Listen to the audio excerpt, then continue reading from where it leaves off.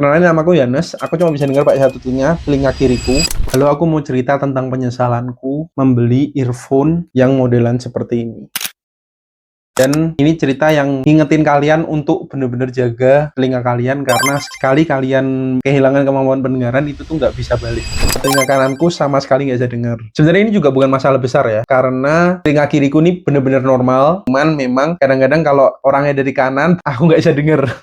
Semuanya baik-baik aja sampai kemarin tanggal 30 Juli 2025 aku mendengar denging di telingaku yang nggak berhenti-henti sepanjang hari sampai malam jam 2 pagi karena aku nggak bisa tidur karena denging itu. Karena itu aku coba searching kan, dan ternyata ini tuh gejala namanya tinnitus, yang kemungkinan denging itu muncul karena ada sesuatu di telinga kiriku. Itu langsung bikin aku ketakutan, bikin aku resah karena aku cuma punya satu telinga. Aku takut kalau misalkan telinga kiriku ini nggak bisa denger.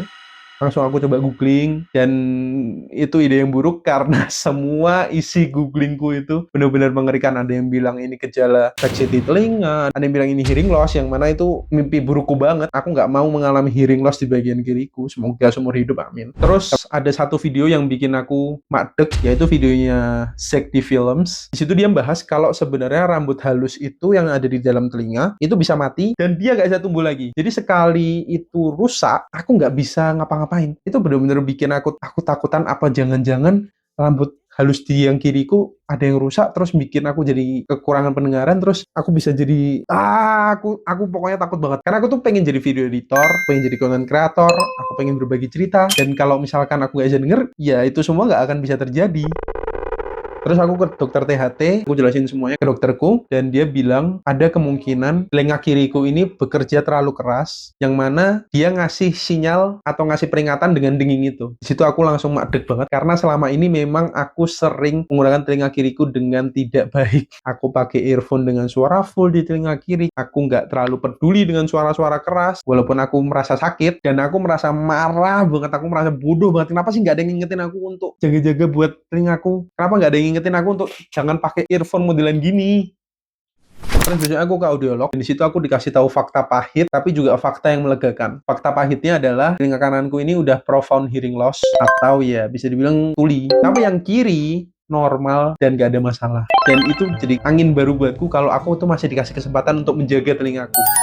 Plus, aku dikasih tahu gak ada salahnya untuk mencoba alat bantu dengar. Yang mana aku jadi kayak punya harapan baru, oh jangan-jangan telinga kananku ini bisa ya untuk mendengar. Besoknya lagi aku coba ke toko alat bantu dengar, dan di situ aku nyoba alat harga 18 juta.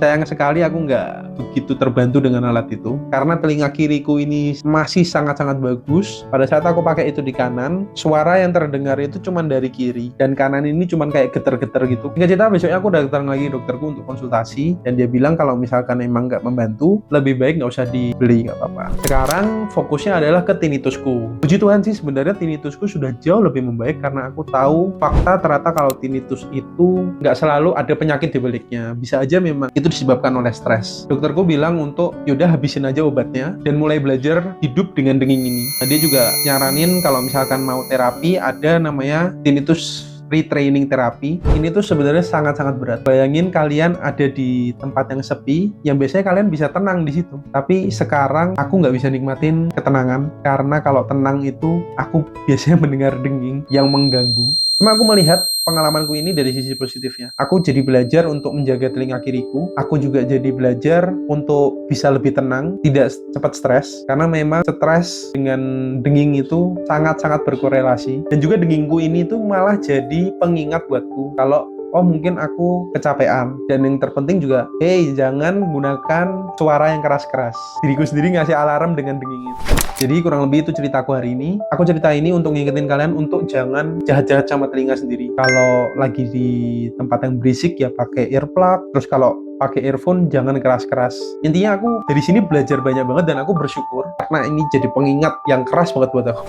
Buat kalian yang punya pendengaran yang masih bagus banget, jaga baik-baik. Karena sekali pendengaran itu turun, itu nggak bisa baik lagi. Share video ini buat teman-teman kalian yang kalau dipanggil sukanya ngangong-ngangong. Kayak aku sih.